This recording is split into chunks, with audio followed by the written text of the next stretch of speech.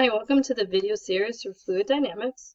What I'm going to do is solve two applications of fluids to see how you can use the continuity equation and the Bernoulli's principal equation to solve our problems here. So the first problem I'm going to solve is we have a pipe that's underground, and then the pipe becomes more skinny, and then it releases the water up here. So we're going to answer several questions. So we're going to calculate the speed of the water at point A, the pressure at point A, the maximum height it leaves, and then what happens when this is at an angle, where does it go? So that's kind of the idea here. So first thing I'm going to want to do is take a look at my conditions here and organize my information, because we have a lot of information in here to kind of look at. So let's see. So at point A, I have the following information. I have the density of the liquid, which in this case is water. I have the height at point A. So I'm going to choose the height at point A to be 0 right here. And start my measurements at the lowest part. So that's why I'm starting it here. So that makes B, when I organize this out, the height of B is going to be 0.5 meters from point A, which I'll call 0 right here. So the area at A is 1 times 10 to the negative 4th meters cubed.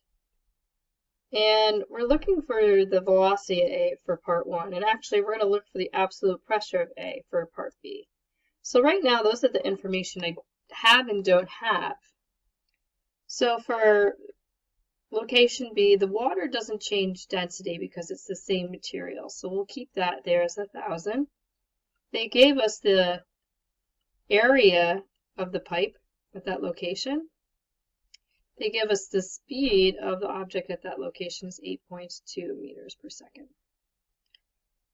So the last thing is at that point there, the pressure over here that's not included in the gauge pressure or the velocity is going to be the atmospheric pressure, so P atmospheric. That's because at that point it's exposed to the atmosphere. So what does that become?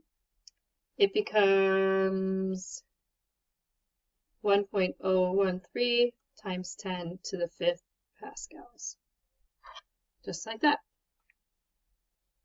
Okay, so let's go ahead and solve some of these problems out. I'm just going to go a little lower right here. So for part A, I have both the areas and velocities of the two locations. So to find the speed of an object or the fluid at part A, this is probably one of the easiest and fastest ways to do that. So the area at point A is 1 to the negative 4th times VA, which is what we're looking for. 0.5 times 10 to the negative 4th meters squared here. And V at location B was the 8.2. So when I solve this out, I get the velocity at point A as 4.1 meters per second. So you can calculate that out and see how that works. So for part B, they're asking for the pressure at A. So essentially, we're going to use Bernoulli's principle.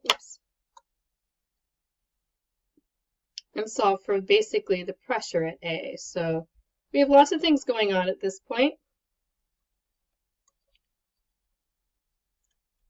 We have moving water at this point. We have a height and we have pressure at A. And then we're going to look at the conditions of all of these at part B.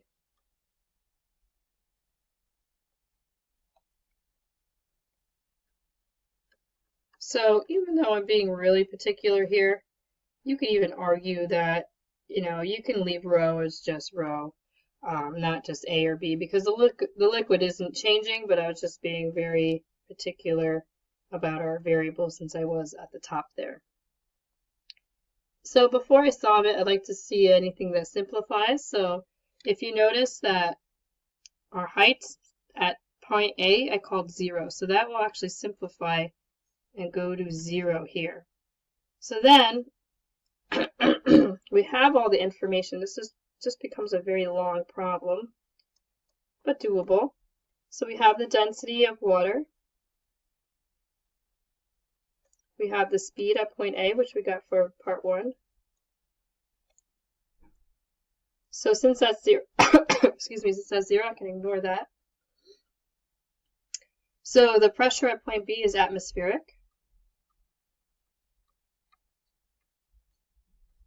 Plus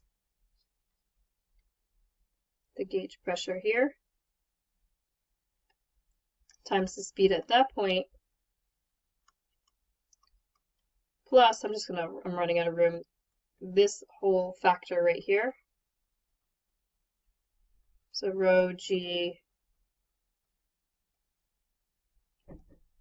h is 0.5. So I ignore the units, they're just for speed purposes. So give me 1 second. I do want to just do this out in the calculator so you can kind of see how this looks. So I'm going to do the right side first by doing the gauge pressure, so 1000 times 9.81 times 0.5, plus the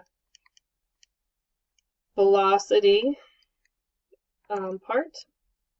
So, and then I'm going to add that to the atmospheric pressure.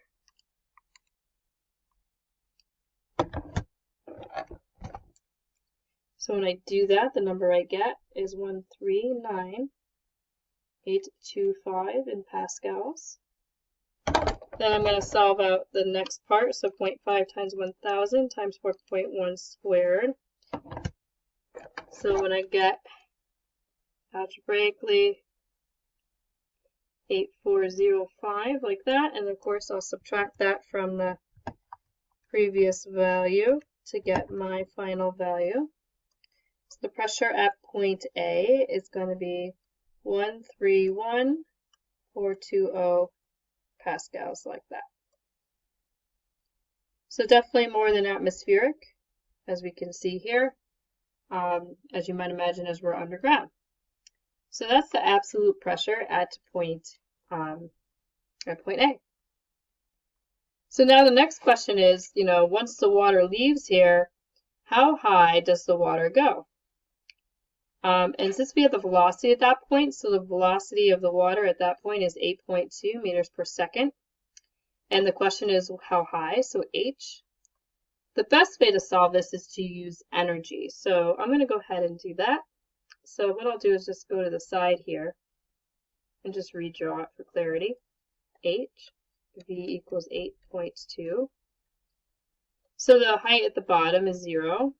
We're looking for basically the height up here. And we know the velocity at the top is going to be 0 because the water will stop when it reaches the maximum height. So I could say all of the kinetic energy at the bottom goes into the potential. These cancel. 1/2. And then G comes down, V squared equals H. So I solve this algebraically. And then what you see is we have the 8.2 meters per second squared divided by 2G to get our height. So 8.2 squared divided by G divided by 2. This will go up a height of 3.42 meters like that. So that's how high it would go if we allowed it to do so. And then calculate the maximum height above the ground the water reaches upon leaving vertically at the ground level. Oh, we just did that, sorry. D. Calculate the horizontal distance from the pipe that is reached by the water exiting at 60 degrees from the level ground, assuming air resistance is negligible. So if you look up here, basically it's asking, how far does it go over here? So at this point, the water is all leaving at the same speed. So we do have the launching velocity, if you will, of the water. So let me just clear this out and kind of redraw it here. So we have that the water is leaving at 8.2 meters per second, but we're now being launched at an angle like this. So the question is, how far did the water go? What is our x? So to solve that, remember that we need to get a few pieces of information. We need to get the Vx and the Vy, because in order to solve this with our equations, we need to stay in one dimension. So my Vx is going to be V times cosine 60. My Vy is going to be sine 60, like that. And that's coming from this. So we can make a triangle from our launching velocity that is broken down into Vx and Vy like that. And this is the 60 degrees. So I'm getting this trig that I have up here from looking at that. So I went through that quickly because I assume this is, of course, review. And then just double checking that my calculator here is in degrees and not radian. So I'm actually going to use this because my calculator just died, of course. So let's change the view to scientific. So 60, and then we're going to do the cosine of that, times 8.2 is 4.1. And then I'll do the same thing for our sine piece. So sine 60 times 8.2. So we get 7.1 meters per second. Okay, so to find that x distance, I need Vx is equal to x over t total. So I need the total time for that. So I have x, Vx right now, but I don't have the total time. But I do have the initial y velocity. So if I have the initial y velocity here as positive 7.1 meters per second, we know that the final y velocity will be the same, but opposite. And then what I could use is the fact that this is undergoing free fall to solve for time. So negative 7.1, equals positive 7.1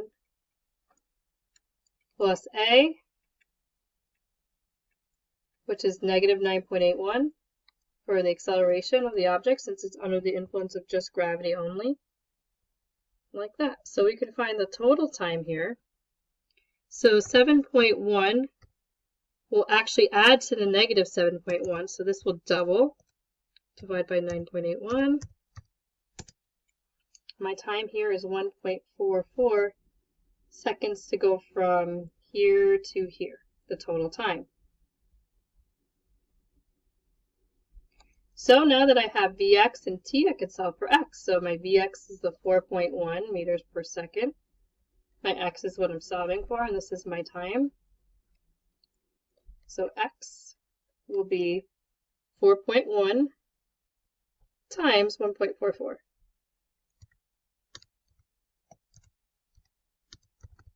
So I'm doing my algebra quite fast here. I hope you don't mind. This would go pretty far. It's going to go 5 meters from the location of our object. So basically from here to here, that distance is 5 meters roughly.